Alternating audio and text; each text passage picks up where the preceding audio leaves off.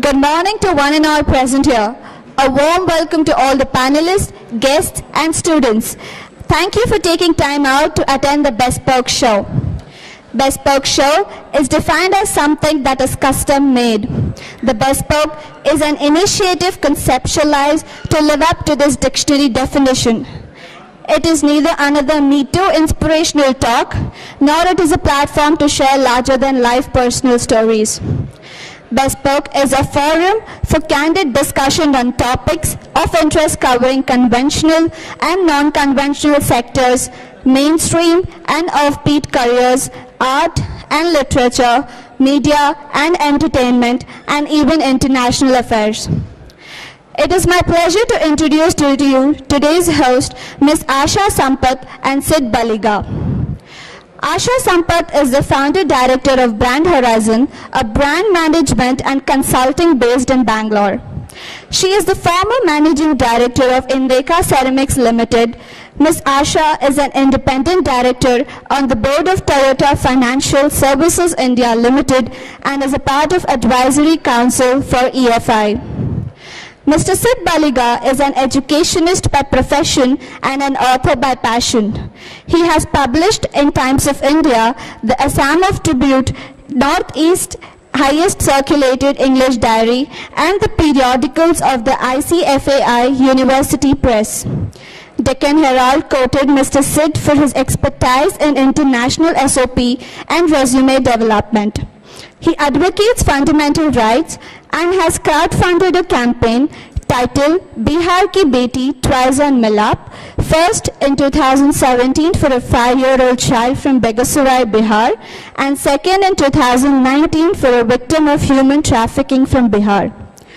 Today's discussion is on product leadership in a data-driven world, wherein we hear 3 perspectives from 3 business leaders with years of expertise in product development. We have with us Ramakant Das, Director, AI Solution, NASSCOM Center of Excellence, Internet of Things. Sir, I kindly request you to grace the dais.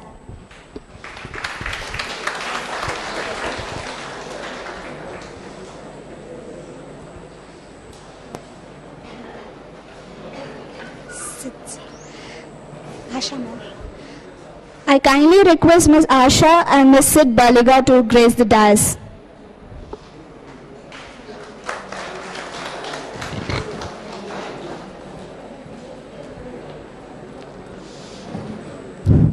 An alumnus of NIT Rourkela and ISB Hyderabad, Ramakant is a former regional director, Mindtree Limited. Mr. Das has over 17 years of experience in the enterprise services and consulting industries. He has had a global consulting experience, having collaborated with enterprises across the world from USA, UK, Australia, Singapore, Dubai, and India region. Since the past decade and a half, he has been very successful in creating and consulting new age solutions for enterprises across the data and SMAC solutions portfolio. I request our Dean, Dr. Veena, to welcome Mr. Das.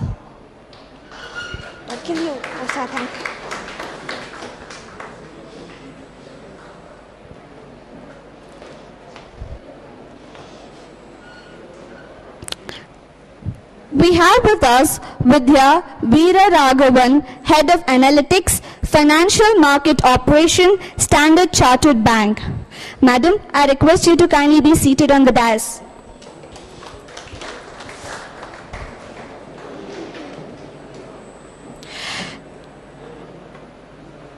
Vidya was formerly with Citibank. She is a certified business analytic professional having 17 years of experience in banking and information technology operations, enabling data-driven decisions and solutions demonstrating strong leadership, communication, and analytical skills. I request our HOD, Professor Nikita, to welcome Ms. Vidya.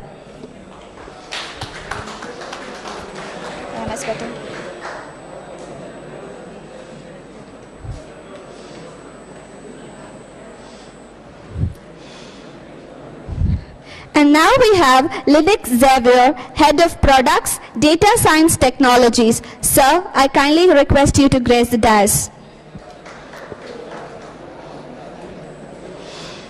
An alumnus of SP Jain, Mr. Xavier was formerly Vice President at Texila American University and Associate Director at Simply Learn.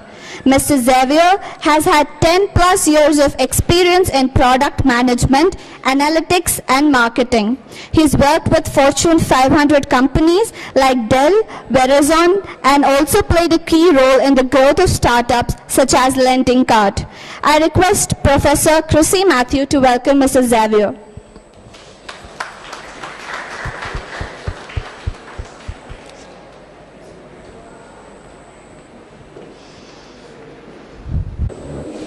Thank you. Good morning to all the panelists and good morning to all the audience. Before we get into discussions of product leadership and what defines product leadership and how the product is designed and developed and marketed, let us first understand or differentiate between the old conventional product and the modern product.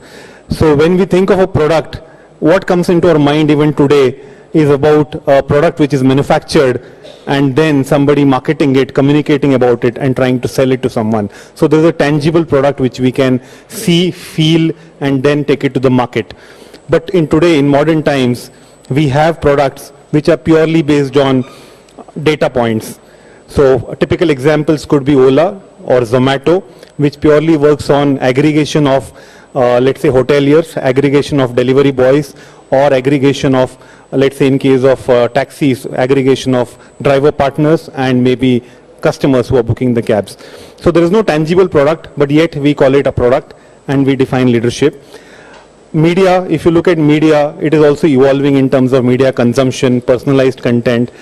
So now if I want to draw a parallel, taking this question a little more focused towards banking, since we have Vidya on board on the panel, we have a lot of data points that get generated in banking, the usage of debit cards, usage of payments, credit cards, and so many products so many instruments, financial instruments that customers use.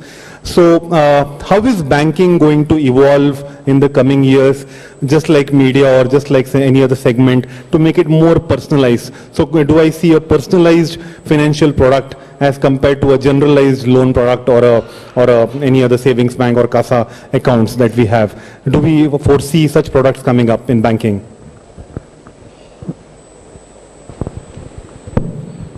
Good morning all. Rightly put, data points, a lot of people call it data as a new oil, it's the new oxygen, a variety of words used. The bottom line is that data is definitely the source of everything, including the banking products. And since banking is more to do with service industry, I should say once you collect the data, then you start servicing your customers better. So banks are all about wowing the customer, retaining them, and also adding new books that we call when you add new customers to the bank. So I can quote two examples where data have really pioneered the further product or service that we call. Amex, American Express, everybody knows, and recently in India they have been sourcing new clients pretty much. So Amex has this app which gives personalized based on the location where you are. It connects the GPS and also understand where you are, and it connects with the merchants with which it deals with. So immediate offers which are available in the place where you are. A typical example is when you're in a big shopping mall, Amex has few merchants who are running some campaign or some offers. If Amex understands that you are also part of the same building, so it immediately throws up an offer or a prompt, an alert to your mobile phone through the app. DBS, there are many banks who run with the propensity base that we call, based on the requirements, based on the offers which are running. They pick up the right clients to approach, because all the marketing and the efforts that we are putting in, they are money and time. So in order to save all these things, DBS had come up with this insurance clients specific to their needs, their age group, their location, what stage of their career they are in, and bring in a specific, only specific to that particular client, what is the good product to sell. So when relationship managers are armed with such an important decision to make, when they go to the client does see the value for personal value. So that's how the data are, evolving. I should say it's already started the journey quite a bit, and there's a lot more area to cover.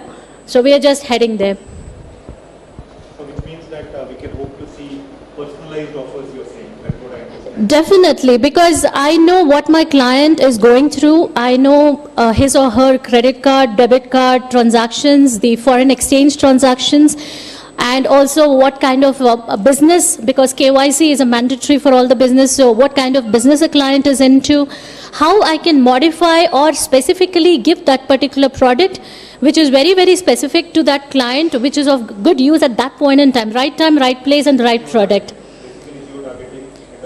Absolutely. It's called micro-segmenting also, because if I see one client who is in the same scenario, same age group, same salary bracket, and also living in the same location, also in the same career stage, I can probably create a product so that I can concentrate on those three clients, which can be, the tailor-made product for those three clients, which will be an immediately hit. You will have a 100% hit rate, rather than, I can give you something, or I can have a platter of data-driven or products, and I ask you to choose. Rather than that, I tell you that this is the right because of so and so reason, and my data and the statistics shows this. So that's a more convincing way of telling the client that, see, this product is rightly made for you, please pick it up.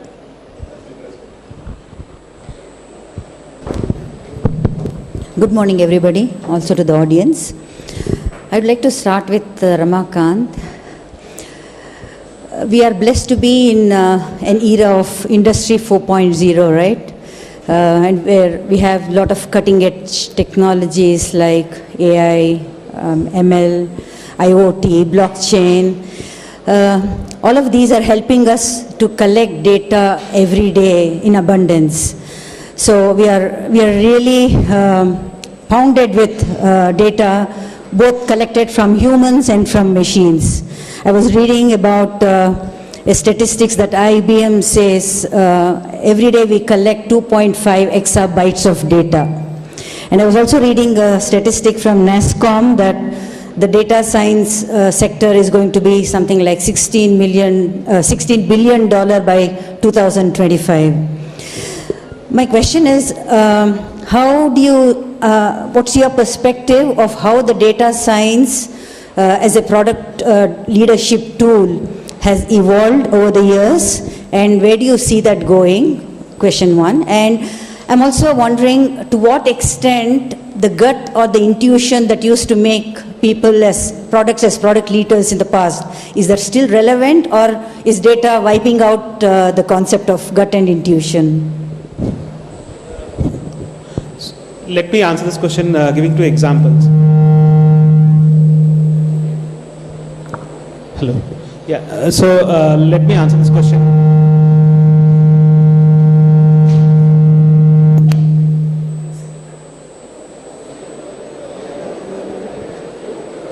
Hello. Yeah. So thank you for the question. So let me give you two examples. So one, there's a large, so yesterday I met a founder of a large, of a 40-year-old enterprise here in Bangalore.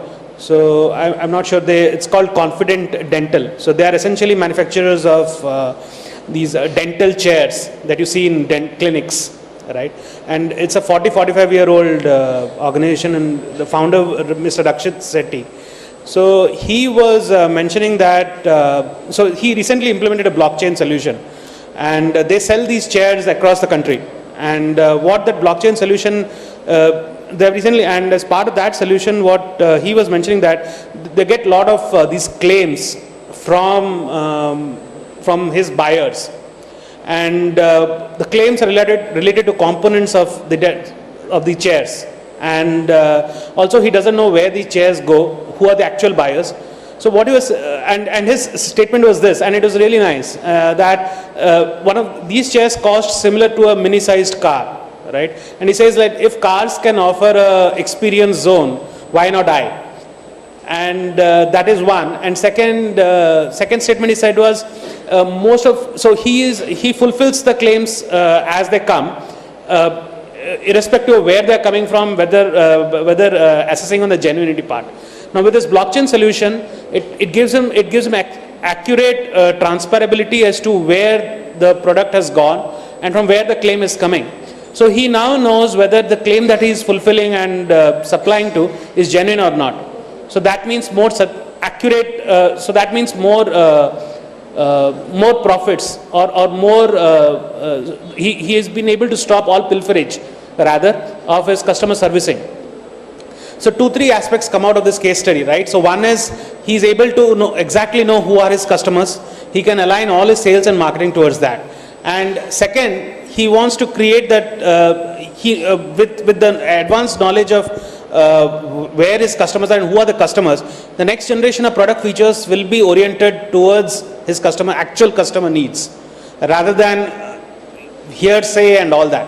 So this is a classic example of what he was doing by gut feeling and talking and knowing from people, and he's replaced with the data, right? So he again, I'll quote one more data point. He said there were from Bidadi, he used to receive 20-25 claims every month, which was wrong, which was fraudulent claims. False claims. Yeah, but then he had no other option because he didn't know whether the buyer was a genuine or not. With this, all that is stopped.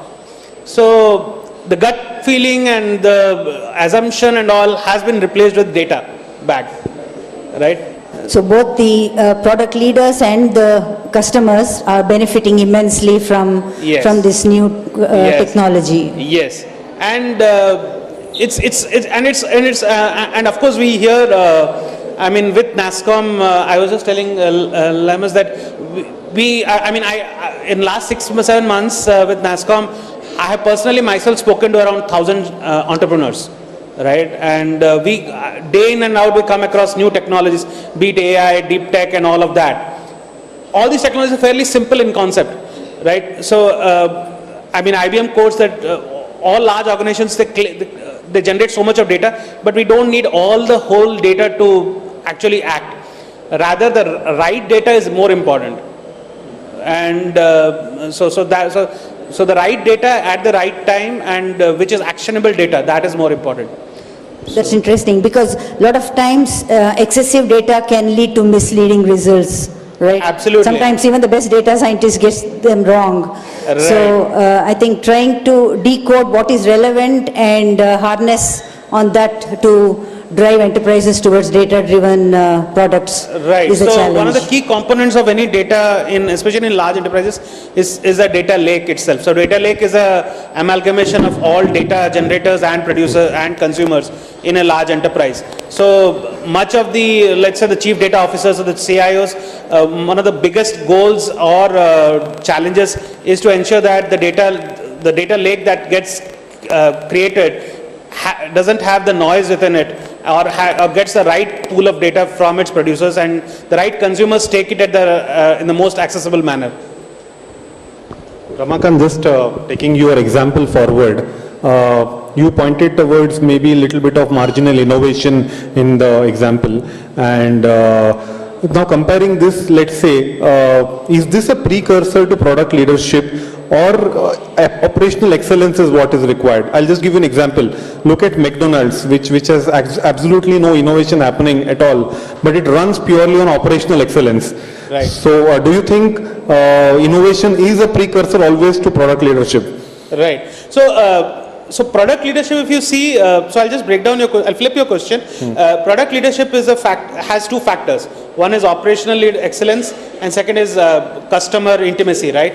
So if there is operational excellence and customer excellency, you have product leadership. So McDonald's, the core selling point or the sustainable point of McDonald's is the operational excellence. I agree to that. But then there is also a customer intimacy part. There are genuine fans of McDonald's driving in and day out. I mean, McDonald's of course is not an India brand, but the brand from where it is coming from, like from US, there are genuine fans going in, out of the stores and coming out, right? And I can give a more relevant, like let's say India example. Let's say our traditional food chains that we have, MTRs. Customer intimacy is a great factor, and there's also operational excellence. So that's part of operational great excellence. Product that is. That's part of operational excellence rather than product innovation. No, yeah, there's no product innovation. There's customer intimacy. Customer intimacy. Right. The same people know each other. Okay, personalized. Yes. They know intimately their customers. Right. I might add something to this. Sure. I understand the operation excellence. I also understand the product leadership. Definitely customers intimacy, what Ramakant mentioned, is a part of both these. But there's a time and place for everything. I can quote South India's famous example of Saravana stores. It's very popular chain of buildings with a lot of wholesale products attracting the masses. It's just operation excellence for them. Cheap price, cheap everything, and then you attract the mass. But the same cannot happen with Tesla, right?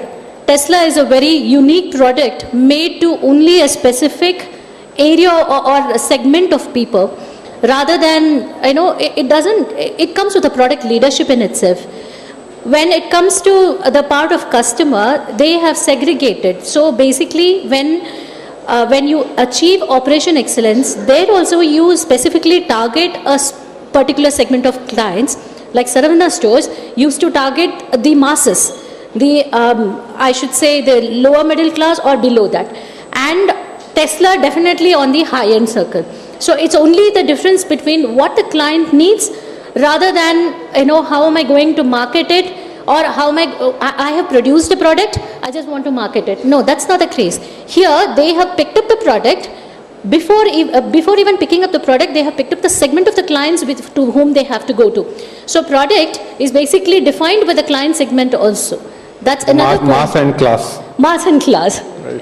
Right? So it has to be specific to clients. When you start a product or when you start a product life cycle, you should think about whom are you going to target. Are you going to target, say for example, I can quote Citi's example. Citi has gold customers, beyond the private bankers, and also the Suvidha customers who are the corporate salaried people.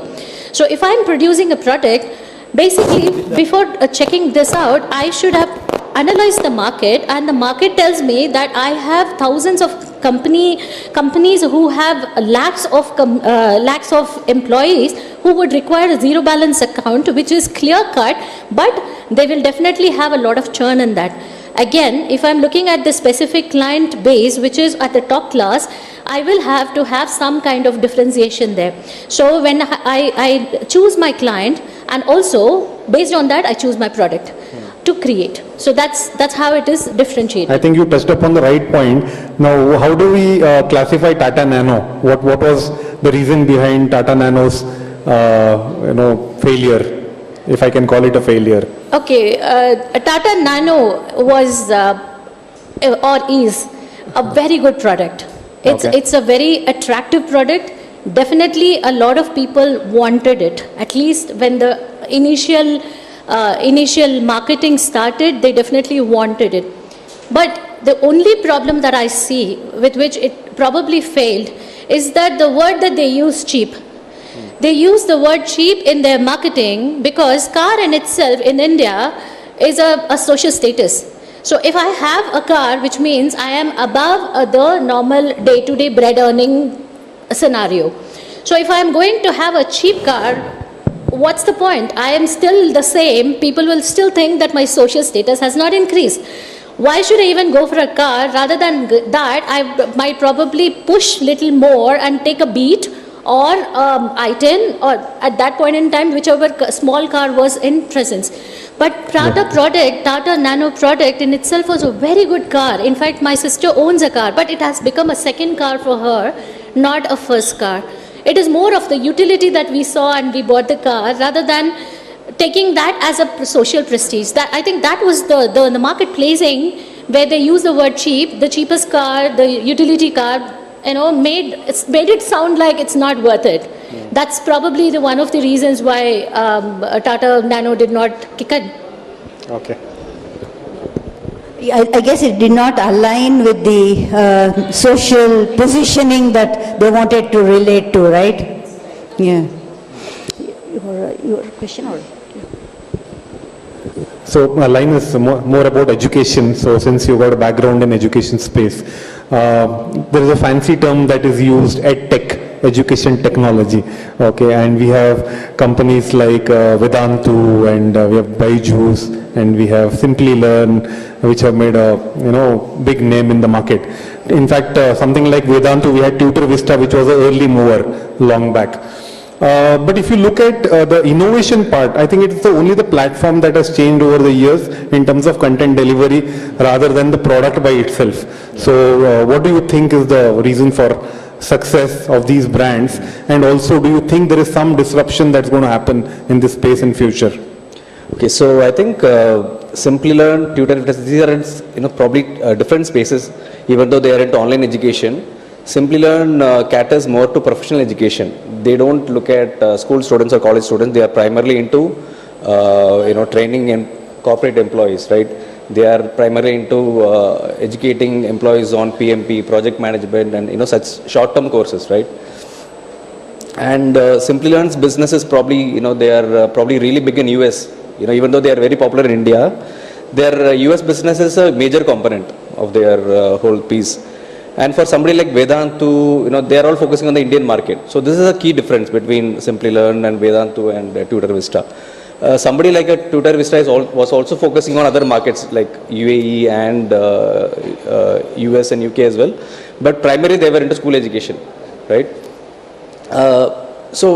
Earlier when initially it was started, when the when Simply Learn or similar companies started, what they did was they were primarily targeting two modes of education, two modes of delivering the programs, right?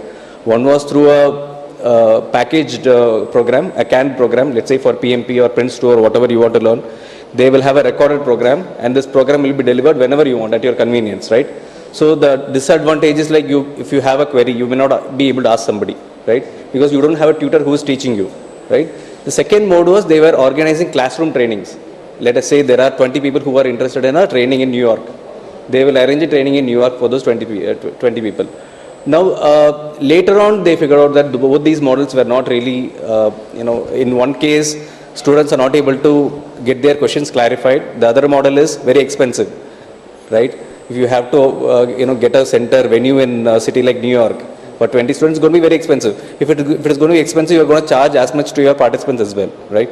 So then they came up with this virtual mode of training, right, where you deliver lectures through a system and it was actually even more efficient because you can actually have your trainers sitting in India, because they are going to be less expensive, and you can have participants sitting across the globe.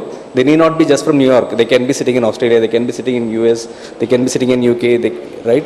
So this is a model that a lot of companies today are adopting, right? And so this model is still it still works where people are willing to pay a premium for the trainer interaction, right? So if you look at there are like new age startups, like you have Udemy, you have MOOCs, massive online programs. So on these kind of programs, there are canned programs. You have like I don't know how many of you have used Udemy as of now, right? In Udemy, it is like a marketplace for education. It is not a Simply Learn who has one trainer. He says this is the only trainer who's going to train you.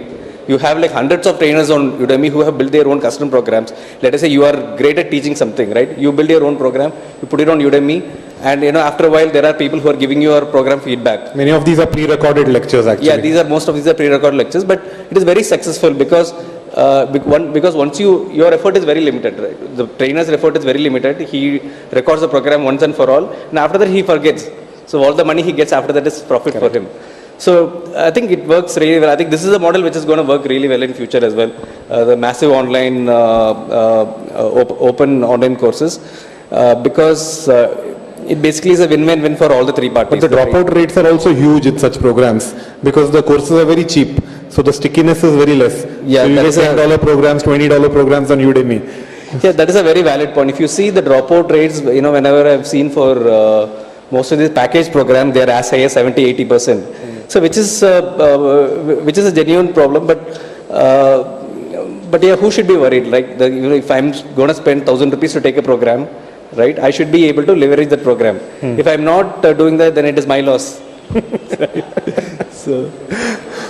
Great. So just adding to this, there was a company called thinkvidya.com which Yeah. pivoted to become something else, I think Urban Pro.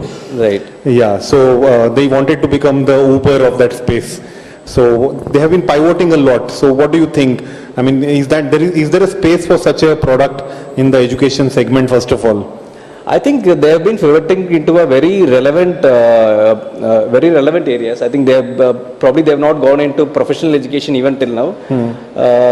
I think initially they were only into school education. I think now they have gone into entrance exams and things like that, which I see is more of a vertical integration, right? Somebody does schooling, then he goes for IIT preparations and things like that. Then he goes for IAS and things like. I think it's more of a vertical integration. So as long as they don't go for a very an area that is not relevant to them. Let's say they don't go into something like what Housejoy is doing, right? I don't see a problem with that. I don't know how their internal numbers are working. Okay. But to me, it looks like a very relevant diversification. So I think that's a good move you're saying. Great. It has basically added a few more courses to it. Earlier, like he rightly mentioned, it was education pure and pure. Earlier, it was connecting the tutors and the students on a day-to-day education basis, like a CBSE course for class 10 or class 9. Later, they moved on to the hobby classes area, which is quite relevant as well, because when you think about a holistic education, you always think about the extracurricular activities to fill in the palette so that the education also holds value. And nowadays, people or the students are quite keen in going abroad and studying further, going to Germany or going to Mexico. These places are attracting more students. So in that case, their local language is quite important. So these, I saw the website Urban Pro, which also gives you the connectivity between the tutor who is good in teaching German and the student who wants to learn German. In fact, my nephew is also planning to go to Germany next year. So he has already started learning German because that is basic bread and butter to be in a place. So that's something which Urban Pro is doing. I'm not sure what he's using, but definitely I saw that Urban Pro was also offering to connect the tutors. Yeah. Yeah, talking of edutech, I don't know if you agree. Two names that come to my mind are NIIT and IGNOU, both of who started using technology very early, even before we started talking of data science. So is that something that's going to evolve more and more in coming years? Yeah, I think, definitely, there is going to be more and more adoption of technology in every space, right? You have EdTech, you have FinTech, every space is going to have technology.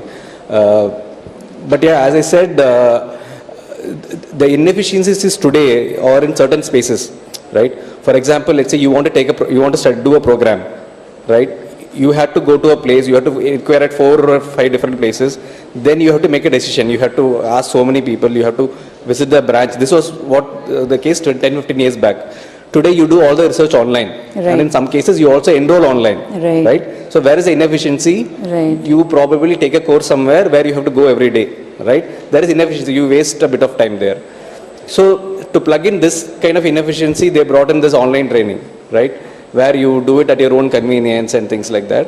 I think that is where, efficiency is coming in. So to add to that point, I got reminded of a point that Siddharth was talking about, where he mentioned about the drop rate, right? So this drop rate is a function of so many factors, right? So today, let us say if there is a program for 50,000, let's say there is a data science program of 50,000, there is a data science program for 1,000 rupees, right? So a person who is going to decide between these two programs will have a very different thought process, right? So to take up a 50,000 program, he'll think about so many things. Will I be in this place, right? Will this program be relevant to me in 6 months' time? Right? Is it worth investing so much money? Is there a way I can get this money back? Right? He'll think about so much of this. So let us say you get 100 leads for this. Somebody who's interested, you might be able to convert one person. But for a program worth 1,000, you won't think so much. Right? You will, out of 100 people, you might probably end up converting to 20, 25 people. So the efficiencies improve there. Right. Somebody who never thought he will convert, I will anyway try taking this program, right? His mindset would have been, I will try taking this. If I feel it is good, I will continue. Otherwise, I will drop out. Such people will never join the larger program. So that is why I feel, the future is going to be like completely, this massive open online programs. Yeah, probably also the dropout rate is maybe because the environment would not be motivating them or encouraging them to stay on. So that could be one of the reasons. I like the example that Vidya used about Tesla. Basically, she's talking about give what the market wants rather than what you have. It's a product market fit. So I would like to take this forward first with Ramakant and then probably Vidya can add on to it. In the past, we have had traditional companies like Hindustan Lever, Dabur, Parle-G, Amul. They're all power brands. They have survived generations and they still continue to rule the world. But they have had their own journey of getting into that product market fit that's been the success factor for them. But the newer companies like let's say Amazon or Airbnb or Apple or Spotify, Dropbox for example, they have all been blessed with the support of data that drives them to arrive at the product market fit probably much faster. So do you think the traditional method of trial and error is no longer relevant, or the number of iterations has come down but they still have to go through the trial and error even with the data support? What do you think? Yeah. So I think there is absolute conformance among entrepreneurs on the trial and error, right? As to that's the only way. Rapid and cheaper trial and error is more relevant. So entrepreneurs don't look to, in fact, when I go and mentor startups, we tell them to experiment quicker, faster and fail or become bigger faster. So that's the only message we give. And so trial and error is the only way in which you can have a absolute market. There is not an absolute market fit. There is nothing like that, but the right market fit. Right market fit. Yes. Yeah. So that's the only conformance. So even with data science, you still have to go through the hall of trial and error. Yes, absolutely. So as you were earlier mentioning, right, that the tangible parts of a brand and the intangible parts of a brand. So the tangible parts of the brand that, all of this will govern. So again, the data that you are looking after when you are doing this trial and error, that may not be the correct data also that you'll be looking at. As well as there'll be, we know of like 20 or 25 different types of biases at least when we look at that data. So all of this can, all of this ambiguity can be resolved only when you have more and more data, but of course more and more quicker and faster trials and failures. Right. That in fact, rapid experimentation is the only way. Right. Right. I read about how Airbnb had to go through several iterations before they actually got their product market fit right. So even with the support of data, I guess that's something that's unavoidable, right? Yes, absolutely. So, Airbnb, a lot of the brands that are, especially the new age data brands, that base their entire business on the insights that they are able to draw out of data. So they also have to fail multiple times, and some of the brands that you just mentioned. So then they are no longer like NIIT, right? It was supposed, when we were kids, that was looked upon as the technology Absolutely, innovator. true. Right, and but they're no longer there. They're no longer there. They are no longer, and that is what the disruption, the industry 4.0 keeps doing it. And you have to re-innovate, you have to reinvent. And you Yeah, have to keep harnessing it to the maximum possible to achieve the traction quickly. How does that work in the BFSI, Vidya? While I understand that trial and error is definitely a good confirmation from the manufacturers, but it can't be the only way with banks. Once you lose the good clients, you will never get them back. It's very difficult to maintain the client base. I can take a manufacturing experience because one of my friends is part of the data analytics team in Hindustan Lever. Even the market products that they do the trial and error. Yes, it is definitely the base, like Ramakant said, that it is a age-old tried and tested method of bringing a product into life. Having said that, now they are doing it in much a better fashion because they have the market data and the flow of the data is real time. They have the work groups with which they work with to find out if this product is going to be hit in the market or not. And with the data collected with all these work groups, they can create the machine learning models which can immediately give you there are thousands of machine learning models which are developed by all these people who are sitting in a room, analyzing the entire world's data. But when it comes to the market trial, they are armed with the data already, so their hit rate is definitely higher. In BFSI, it can't be very loose. I can't take 1,000 models and go and attempt something. That's not possible at all. I have a client, and before even attempting to produce a new product or give a new service to the client, I have to be at least 80% sure that I am going in the right direction. For that, the existing data can help me. Like I mentioned earlier, I know my client's behavior patterns with his spends, with his loans, with his insurance products, with his investment products. I know everything about my client. So my model will basically give me the right product or the next right tip for the client to pick it up.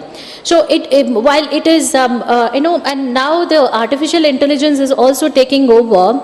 The artificial intelligence driven, the chatbots or the apps which are there with you, with the client in his arms, have to be enabled to give the right solutions. Otherwise, it will not be a good product. So basically, my model should work in such a way that I know the client, I need to be sure of the hit rate, only then I'll go and attempt. Otherwise, if I make a lot of mistakes, I know that fail fast is is something which our organization is also they propagate that, but the problem is you can't do the testing and trial and testing with the existing clients, or even once your goodwill is gone, you will not be able to gain that back. So there is a very thin line where you have to tread very slowly. But having said that, the data which is available gives me more confidence in approaching the base. So that is where the difference is. Earlier, it used to be only trial and error. Now it is more to do with, I am going to do this trial, but I want to test with my model whether it is going to be a good trial or not so good. So the data analytics actually gives you insights into the potential value creation for a customer. Absolutely. If it is going to create a market value proposition for my client, then I have to be sure that if it is, I can set my own limits, right? My threshold is 8. I can take 70% or 30% risk. I'm okay to take that. Or if I'm not ready, my clients are too valuable, or my clients are very high end, I can't do a trial and error with them, then I probably have to be 90% sure before even I approach this model. So that's the difference. Add something to this. So essentially, data gives you what the market is like, right? You can never very accurately predict what the product market fit will be like, right? So today, let's say, we figure out that, again, talk from the finance industry, right? You figure out that there is an underserved segment, people who have a salary less than 30,000. They are not served by banks for loans. Let's say they need credit, right? Nobody gives them loan. They have to depend on loan sharks, right? Now, there is a huge segment which is there, but let's say, we really cannot launch a product directly for them. to launch a product, we have to see whether your company, whether your organization has the ability to do the credit underwriting for them. Right? How do you, on what basis do you do underwriting for them? Let's say if these guys don't repay the loan, how do you collect? Do you have a team for that? Right? And so essentially the market is there. There's a market for this. There's a huge market for who requires loan. But can we build a product for them is a huge question. So we really cannot, we have to do a trial and error. We have to probably launch a product for a month or so. Then we will learn something from this, right? Who's repaying, who's not repaying. So it is an iterative process, right? So we will identify who's repaying, what kind of segments are not repaying. So how do we change the model in a way that, our system is better equipped to serve these customers? It's totally based on the risk appetite of the bank. So if my risk is, I'm okay to give to Tom, Dick and Harry and wait for the loans to get converted or, final repayments, I'm still okay to have, if I have that kind of a risk appetite, I'll go for it. But again, before going or doing that, my model should be strong. If my machine learning model is correctly giving me the predictions, then probably I will approach, I can increase the risk appetite, saying that, okay, my model is saying 80% is sure, so probably I'll go and, hit those clients. But if the model itself is not very strong in itself, or the predictions are not very accurate, probably I don't want to take that risk to go to the new segment or, approach those clients. For even, we have seen this in the past, the PNB disaster and, the other disasters which happened in the BFSI segments, they are proofs for this, right? So based on the risk appetite that I am comfortable with, only then I will be able to approach. Now I have a solid backup of the machine learning models, which gives me the accuracy rate has been little higher than the earlier versions. So that gives me an advantage, and also the market conditions, I can input that as one of the inputs or one of the variables, so that I can include the political situations, I can put the NSE situation, I can add more variables which can make the model more accurate and more robust. That's something which we will be probably aiming for to satisfy my risk appetite. So I think the 30,000, 20,000 segment is exactly the 2008 crisis which happened, subprime lending. So people who are not actually eligible based on their scores, but still we go and lend to them. And the risk appetite, obviously it depends on the risk appetite of the institution, right? So Ramakant, again, I think your example of think fast and fail fast, we had a good discussion on that, rather scale fast or fail fast, right? Now, a typical example, since you spoke about this concept of scale fast or fail fast, I remember in the early days in Bangalore, we used to use Taxi for Sure, even before Ola was really very prominent, right? And the failure of Taxi for Sure was always given that, Ola came with the deep pockets and they had no option because they got into an aggressive price war. And finally, they brought Taxi for Sure to the discussion table and they bought them off. So that is what happened at that stage because of deep pockets. In most of the cases, I think in startup space, it happens that the startups fail either because they burn out due to shortage of cash, or a bigger rival comes and get into a price war by investing a lot of money in the market. So Taxi for Sure came and Ola came, acquired them, that happened. Now we have got a comparison between equals. We have got Ola, which is trying to drive Food Panda, and we have got Swiggy and Zomato, all almost on an equal platform. Now Food Panda could not really pick up that well, and Swiggy became the market leader eventually. So how do we ascertain the causes of this failure? Pockets are equally deep, money is there on the table, and product knowledge or technology is already available. So what could be the reason behind this failure? I have a slightly different perspective. I don't say this is a failure. I believe that, there are market forces at play right now.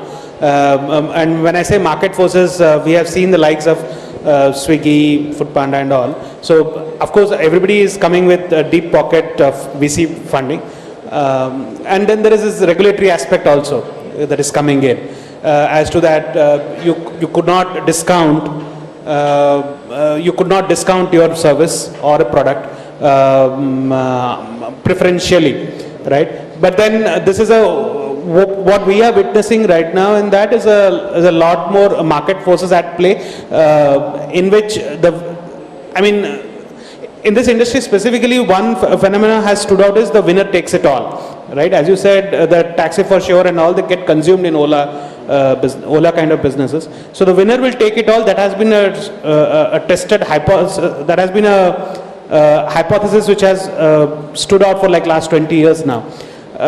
With Swiggy and Foodpanda, Zomato fighting it out, they are fighting it for a different market segment completely, right? Of being the largest and the biggest aggregator. At the same time, we have other differentiated offerings in the food market itself coming out and doing fairly well. We have Cult, which is doing fairly well in its own targeted segment. We have other home food producers which are doing fairly well. We have these ready-to-eat packaged foods. I know of so many brands which are also doing fairly well and growing very nicely.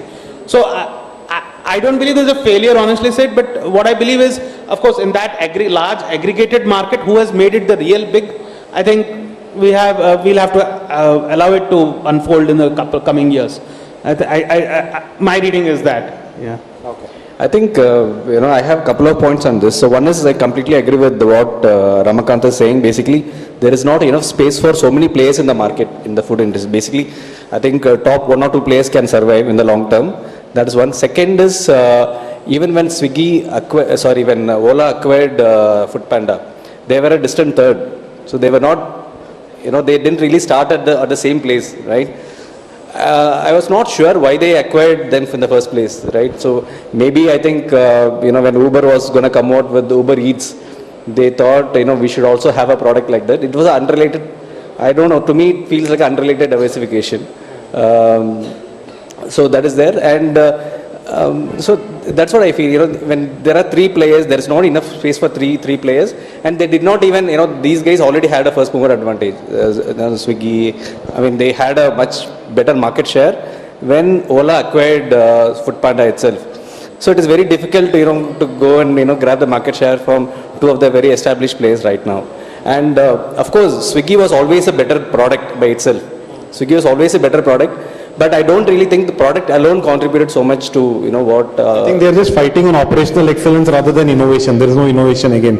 Everybody's trying to do the same thing. Exactly.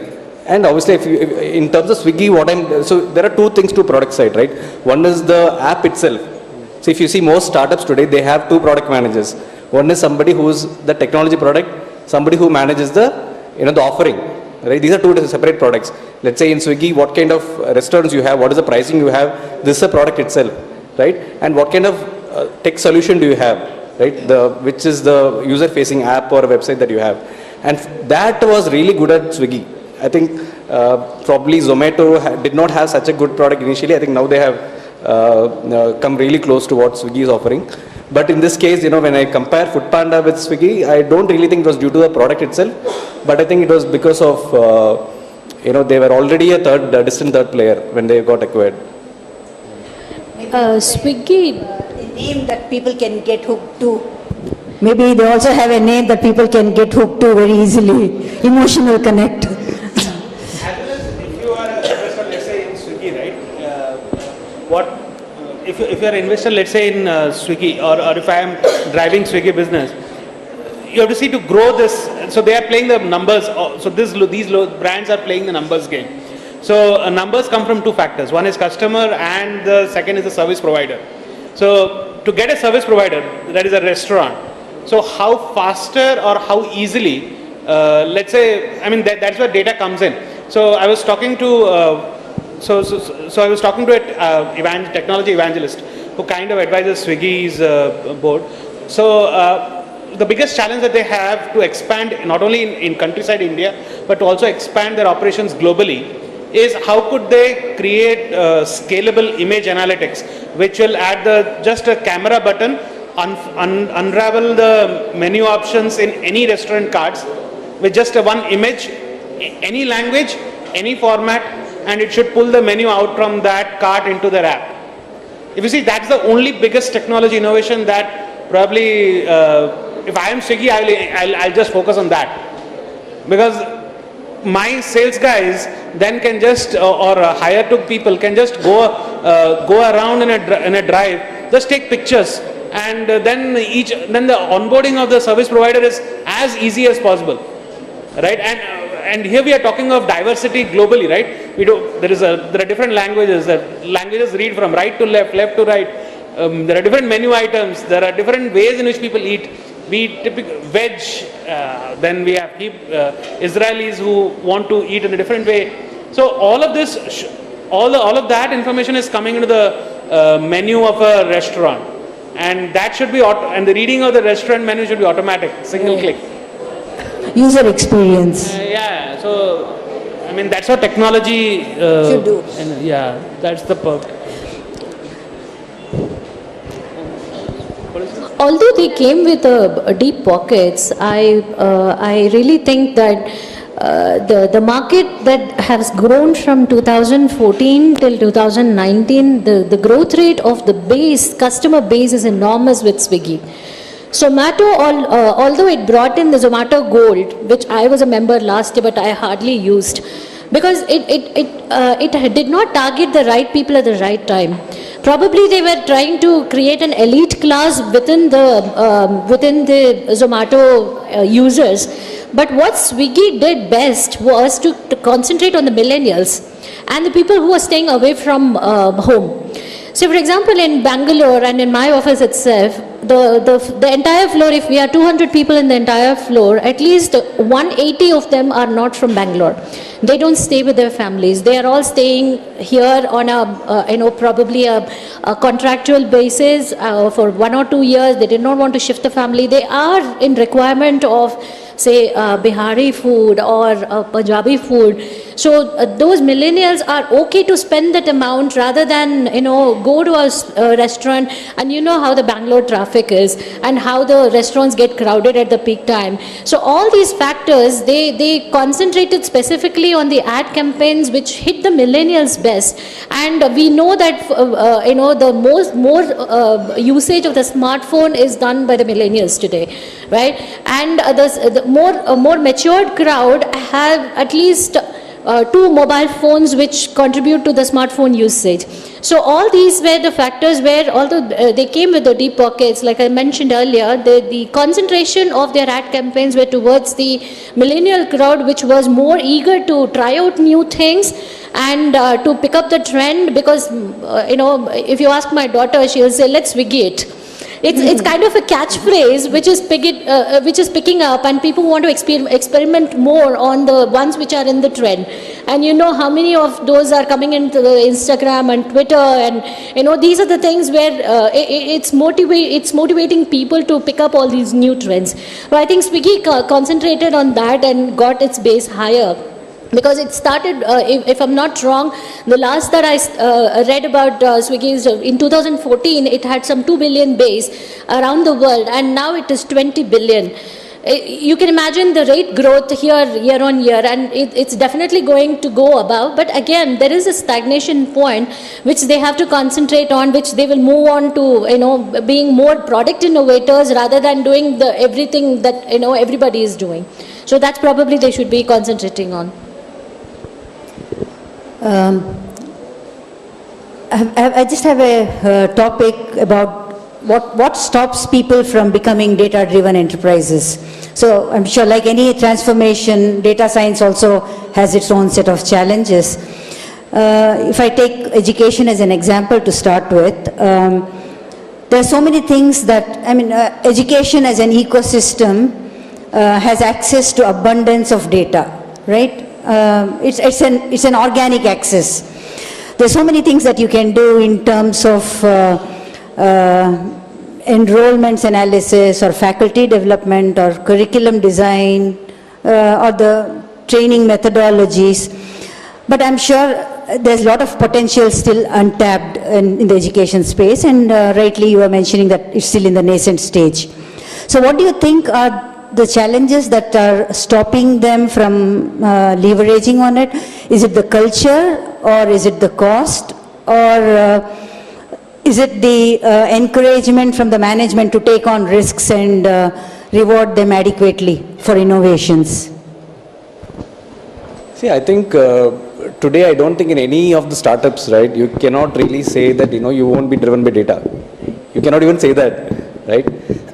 And there is so much emphasis on data today. So even if you're not using data, you have to say that you're using data. So that is how it is. So I think the challenges are data is pretty much isolated. Let's say, as there are a lot of startups today, if you have to start, if you have to start up something on your own, initially you don't have any data to start with. You are probably depending on public data, publicly available data, which may or may not be right. You might probably do something based on what is available in public domain, and it might quite turn out to be completely false, right? That can happen. So you don't start with this data. Let's say once you're, then there are so many startups around, in the same industry. Each of them have their own data. They will not share it with others.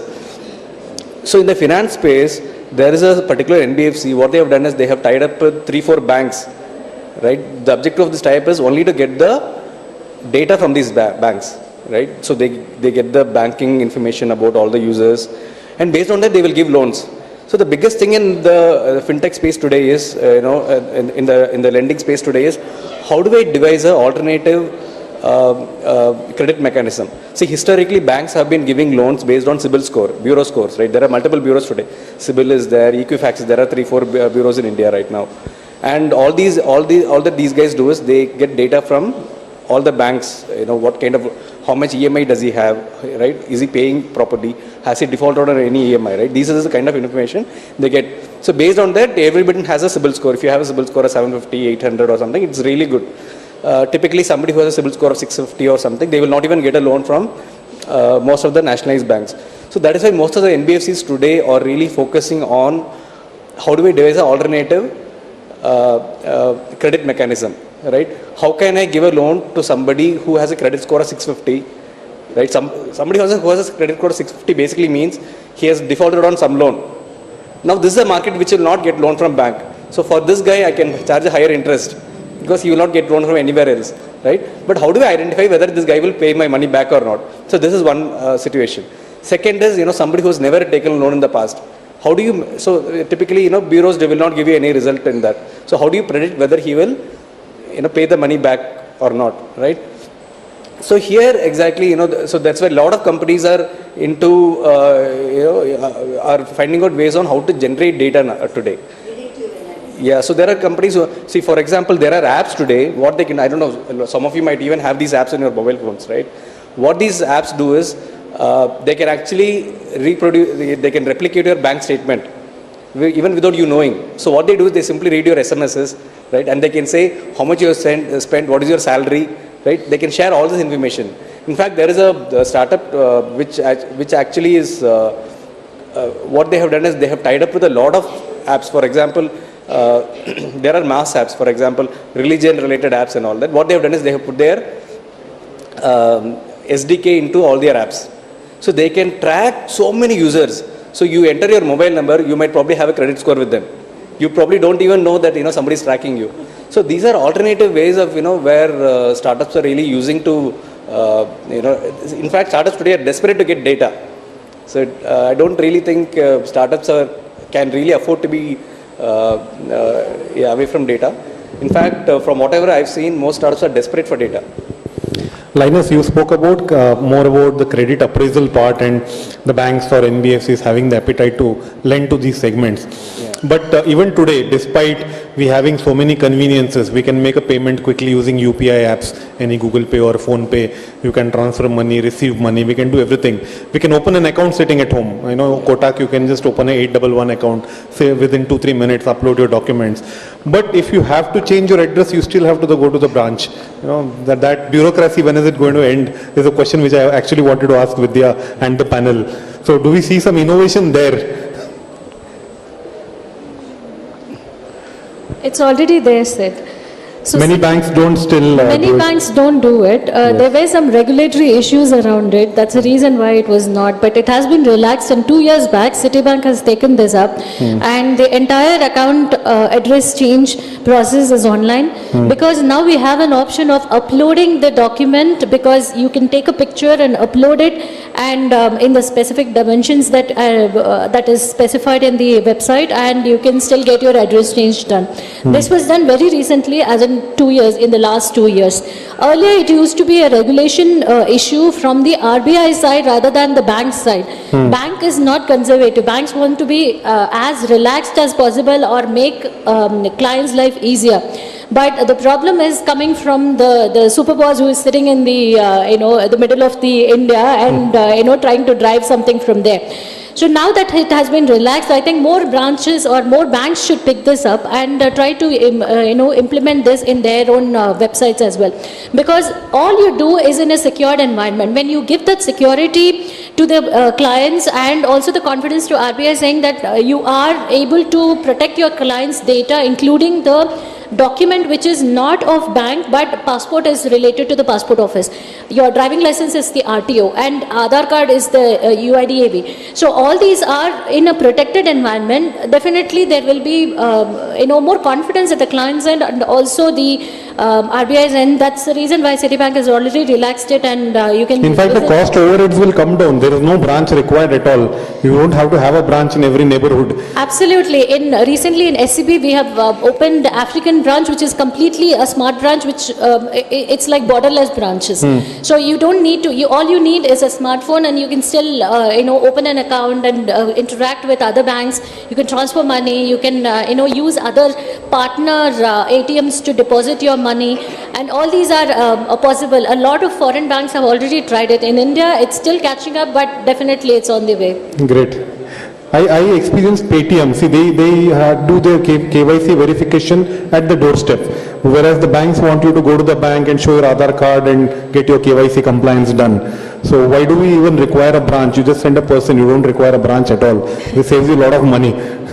Do the verification wherever the client wants.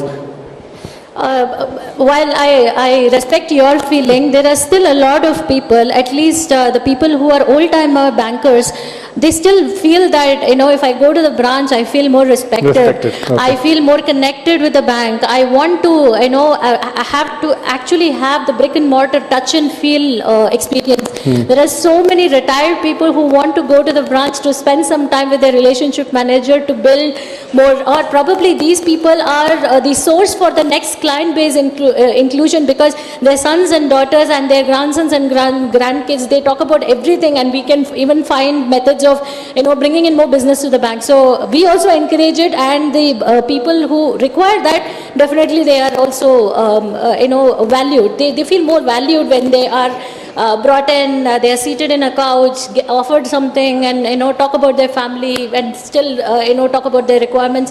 Definitely people want that. Some of them, yeah. So there is a segment which still allows to come to the branch. Absolutely. It's a live example is my dad. He likes to go to his, he used to work for Bank of India earlier, and even today, once in a month, he goes to the bank to at least make that feel that, he still belongs to that community, and also, he's a valued customer there. So that happens with a few of the generations, but people like, the millennials or people like us, we probably don't have the time and energy to go to the bank. Probably that's one of the reasons why we, resort to digital modes. And our PM Modi also suggests that, all the banks should go digitized, and we need to have less branches. It makes sense, but it's more practical, pragmatic, but definitely there is a segment of people who love the other side of it. Actually, what you are saying is true also of the millennials and the younger generations, because once in a while, making that personal connect can hugely impact the relationship. So probably they don't do it as often as the elders do it, but once in a way, I think it makes a huge difference in the relationship because management. Once you are in the branch, probably you'll get to know more things about what the bank does and how the vaults work, how the crowds are managed, because everything is technology driven today. So when you walk into a branch, you will know what is the pain that these people are going through. Probably that will also be a source to go digital at some point. True, absolutely. Yeah. So Ramakant, you have any points to share on what stops people from becoming data-driven enterprises, if there are any? No, so it's. I'll just add one point to this. Oh, sure. So the direction in which India is leading, I'm not sure. So recently, I think last month, one of the initiatives of the government that was unveiled Yeah, so one of the recent initiatives, especially in income tax department, it was how do you remove the person from the transaction, right?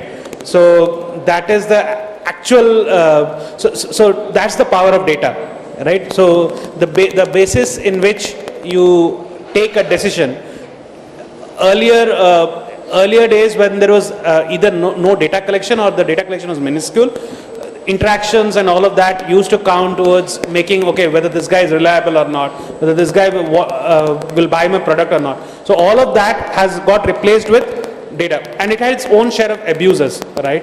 The conversations, the ambiguity in the discussions, it had its own share of malice, and I mean, there are benefactors and there are abusers, both of it. So with data coming in, you have removed the person. I walk into anywhere and any place. I have a, let's say if I travel today, just if I check in into if I check in into a Hilton, I mean they exactly keep what I need in the morning, right? They will keep in the same place, and if I land in an airport, they will have the right person coming in and things like that. So that's the power of data. You have removed the person. You are talking to the features of the product. So coming to your first question, Asha, so one of the key goals of Government of India and NASSCOM is we are looking to have as much of adoption. So we see this more as a culture, right? And in fact it is so. So nobody can say that bringing in more data and taking decisions by data is not good. I don't think anybody in the room or elsewhere will say that. It's more of a culture. It's like years of behavior is going to change. So this is more of a culture question.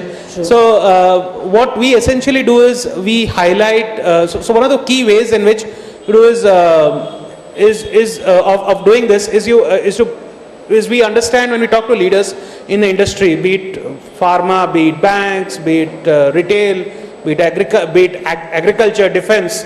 So we talk to a variety of stakeholders at NASSCOM, right? So we talk to the defense, I mean, we had recently people from HAL, DRDO coming in, ISRO coming in, and we understood the problem statements and we connected startups to them to solve some of them. And it's not that, so key is to highlight the success stories. Yeah. So that mitigates, and a journey of a data-driven creation of a journey of a data-driven product essentially a product, when I define product, it's a combination of features, right, or that a product promises to deliver. So if I highlight the success stories or a journey that it has taken to reach there, I think it brings in it risk mitigation strategies, it brings in it the best practices. Right. So it's more of a culture change or staged program management of adoption. Right. That's how we see it, and one of our key initiatives we are working towards is that. Yeah. I mean, so creating awareness of the benefits that data science can bring to organizations. Yes, more often than not, when we speak to decision makers, or when we sit in board discussions, we tend to say that okay, implementing new age technology doesn't give you ROI. More often than not, but the right people are not making that comment, right? So people, that is one, and also the project selection. So I shouldn't see that as earlier you made a comment, right? You are seen as a magic wand. Right. No, it is not. Right. I don't see data. I mean, if I'm a CEO today and if I want that with data coming in, I can solve all my problems. No, it is just replace. It's just decision economics. Right. That has to work. Interesting. There's one small element missing in the entire conversation about this particular question is the people who are working on the ground. The data, while you talk about the companies who want to be data driven, there are plenty, almost like he said, even if they are not working with data, they'll still say that they are working because it's a social, it has become a social status now. But when it comes to the people on the ground, when you go to them, give them that, I'm creating a data driven culture, it's not widely accepted. They don't want to go by that way because they are all okay to do with what they were doing earlier. The same old methods of doing, and I have personally seen is in my organizations, wherever I've worked in the past, people don't want to change. change is very, very bad. You know, they don't want to, you know, they are so insecure, they are so much into their comfort zone. Even if you ask them to, you know, start taking that seed and this seed, they will have hesitation. Why should I do it? Same goes for the data. Like he rightly mentioned, the data-driven culture has to start from the top down, but it has to be so inclusive that the people on the ground should be valued. Because they see that data, new technology, a machine learning model, you know, artificial intelligence, all these are threatening factors to their job. Everybody is working there because they want their job. Nobody wants to be out of job. So exactly the point where they think that, you know, all these data driven or, you know, the changes in the company, the decision makers are making so many changes, asking us to do so many different things. They always have that insecurity in them that, you know, when will my job be off? Because the media hype about, you know, job cuts because of, you know, robots taking their jobs is like really crazy. It's not so. Very valid point. Yeah. If you have 10 steps in your process and 2 of them can be automated so that you can use that intellectual memory or intellectual capacity that the humans only can have to other 8 processes is not something is very, you know, widely propagandaed, because people think that, okay, AI is coming, there is a chatbot which is going to be there, so probably my call center will be going off. That's not the case. That is definitely not the case. In fact, there is a audio book which I was listening to, Harvard Business Review, Thomas E. Davenport. He had rightly mentioned that this is a thing, even if I know how to drive the car, I can tell, you know, even if I want to write down all the steps, there are something which I still know, which I can't put it in pen and paper. And machines require that. Only with you put it in pen and paper and ask them to learn from that, they will be able to do it. If I have millions of pictures of horse and label them as horse, only then the model is able to give me that, you know, when a new picture is coming, I can, you know, the model can tell me whether it is a horse or not. But there are certain things which I still know deep down in my brain which is not convertible. There is a paradigm there, because people think that, you know, machines can learn for their own. No, it's not. And all these form the bottom line is people think that, you know, once the machine comes into picture, we will be out of jobs. So this change management is more the resistance that they see, and whenever there is a mass resistance, the decision makers are also, you know, little backfooting, saying that should I even go for this? Is it even worth, you know, disappointing so many people and, you know, getting into something major? Because it's time and energy, I'm going to invest a lot. Are my people going to adopt it? So that's another point which is, you know, change management is definitely a point which Right. decision makers should Right. consider. And you rightly mentioned that it has to be a top-down approach, so the top management have to be futuristic in their vision and send across the right messages down the line to Absolutely. make sure that they embrace it. Yes. And also give them the freedom to take on risks and encourage them when things work out right. Rather than Support them. Yeah, rather than telling those people, saying that this requires a very specific Right. skill, Right. and you don't have it, so go out of the job. Right. The management should encourage them to upskill them and then bring them True. up to the point where they can use the technology wisely. So that is something which is missing in few organizations. Few bigger organizations are taking special care of this L&D, learning and development of this of the ground level staff, and letting them explore more. People who Right. are interested in learning Right. more, they are encouraging them. Right, very well said. Shall we open it up for question and answers?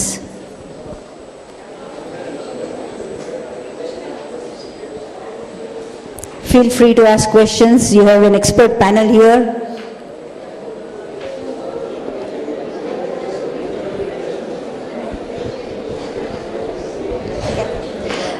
What are the challenges faced by the students in the industrial world once they are done with their education? Who is the question for?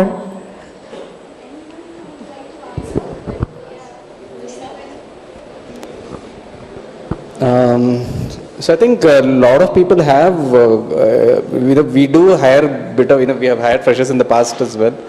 So one does, it takes a bit of time for them to ramp up. They don't have a lot of industry knowledge, they don't have domain knowledge. So I think it is probably a good idea to have, to come up, to do some kind of projects before you even get onto your first job.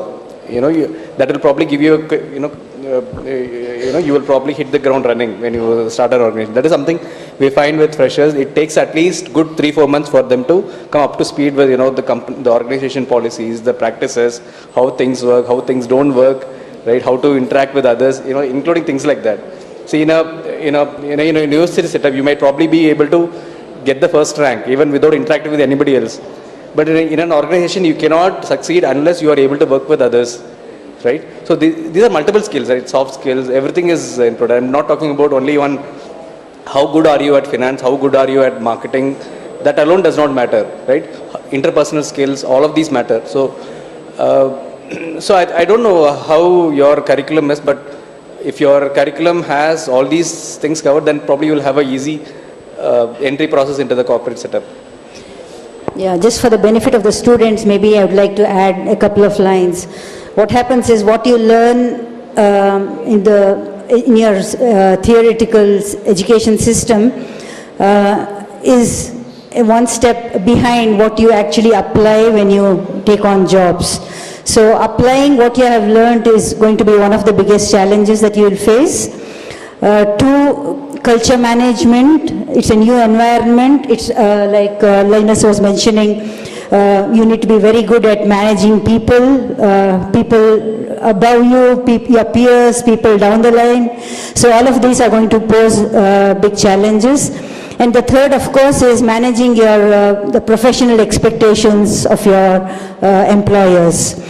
So all of these three require some kind of a corporate culture that you can actually try and experience even while you are at the campus. A lot of organizations are doing this.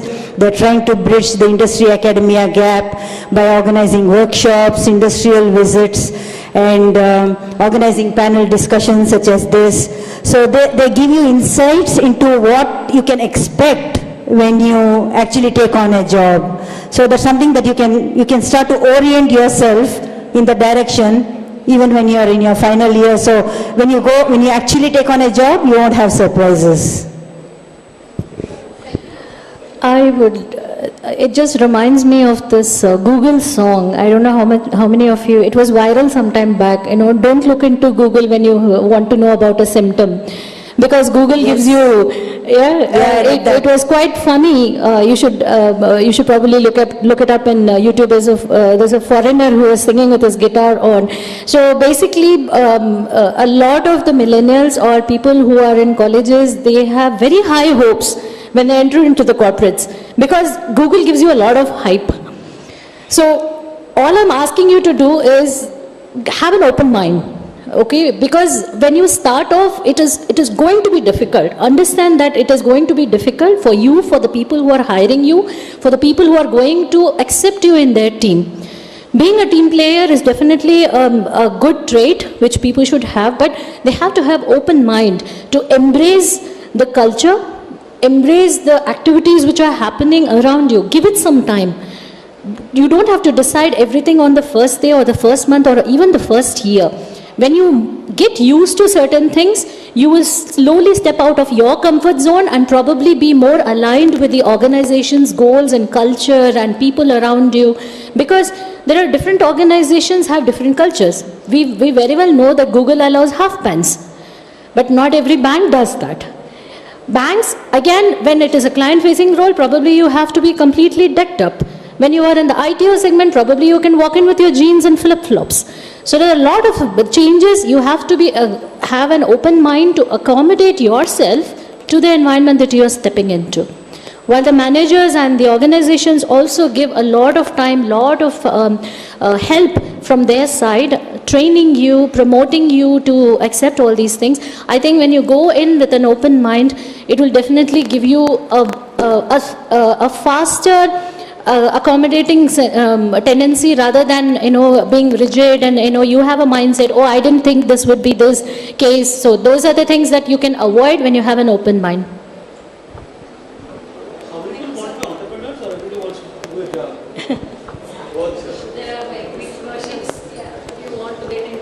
How many of you want to be entrepreneurs? Okay. So we should have more hands in this category if you want to be world leaders in product lead. Yeah. That's the shortcut to becoming a CEO.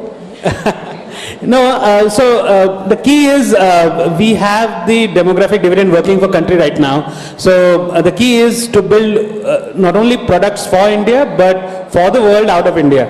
So that's the goal, and yeah, so happy to mentor or any student who wants to create world-class products. Be happy. In fact, we are spending a lot of time and energy in inculcating that and bringing out entrepreneurs, create world-class products. I mean, this year I think we had 13 unicorns, right, coming out of India, and after 5 years we want to see 100 unicorns coming out of the country every year. So An opportunity to grab. yeah, as youngsters, I think that is the opportunity you should look at. If don't get into a job, it'll put in all your biases. Be independent, be strong, and build products which actually solve a problem. So that's very important for you guys. Very early in your career, you have the liberty to take as much risks as you can quite early, which you will not find, which you will not be able to do, let's say 10 years after, right?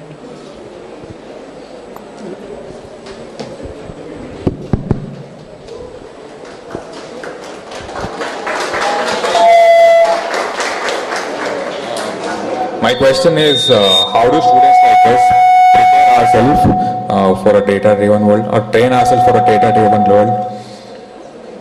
Huh? Like, how do students like us prepare ourselves or train ourselves for a data-driven world?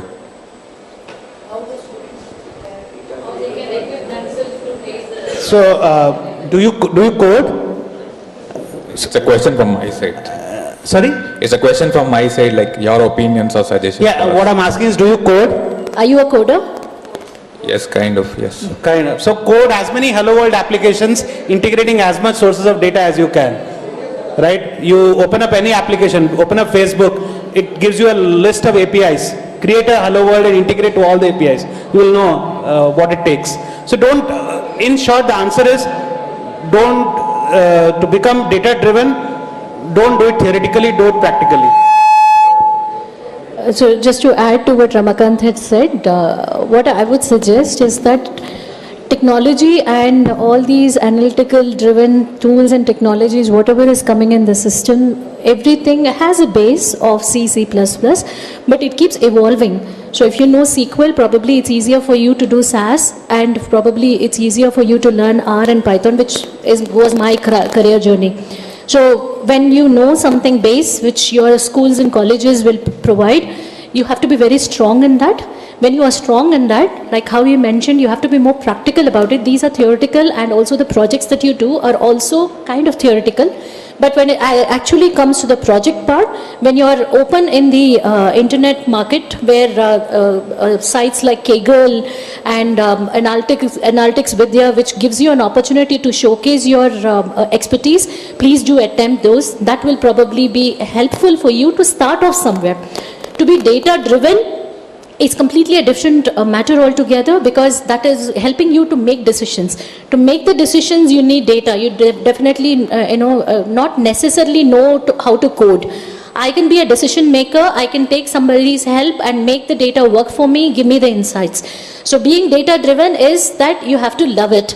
That's the only criteria. But when you start off somewhere, you probably have to be cleaning the data and giving more, presentable format in the visualization tools. Probably you can learn those tools which are up and coming, and probably that will give you a start point.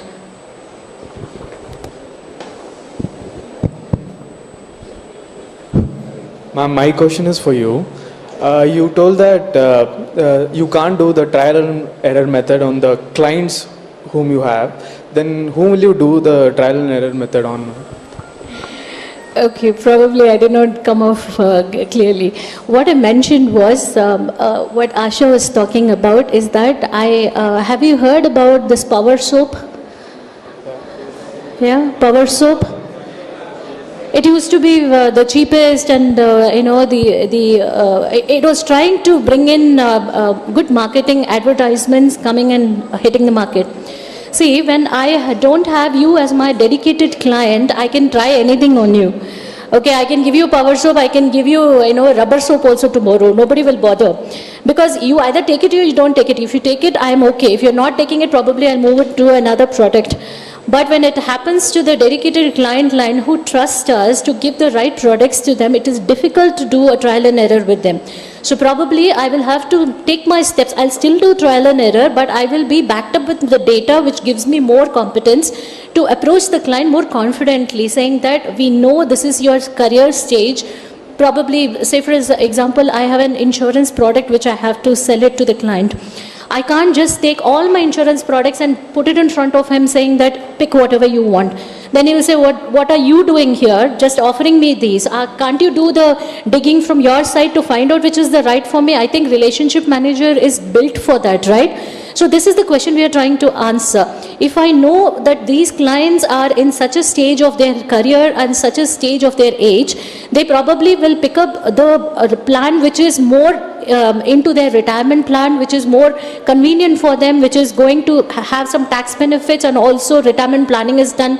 So some kind of tailoring that I can do and produce that product and give it to you, that may not be a trial and error, because I'm going to approach only 20 clients, and my model says probably 18 of them will say yes to it. Okay, so that is probably what I wanted to put forward, that you should still have to do it, but you have to do cautiously. If I say that you keep coming to my shop, buying something, one day I give you a very bad food and you will never turn up to my place, obviously you are a loss to me, right?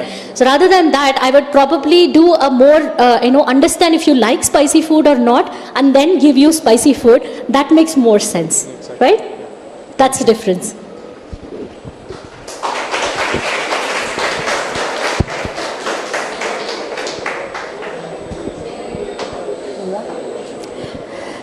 So I hope you have all enjoyed this session. Glad to hear that. So you all know that data science is a great potential career opportunity for all of you. Very good. I would like to thank the panelists for sharing their valuable insights on this topic. I'm sure it's benefited a lot of people. Thanks for coming over. On behalf of TBS and SID, I would like to say thanks to all of you once again. Pleasure is mine. Hope you all enjoyed it as well. Absolutely.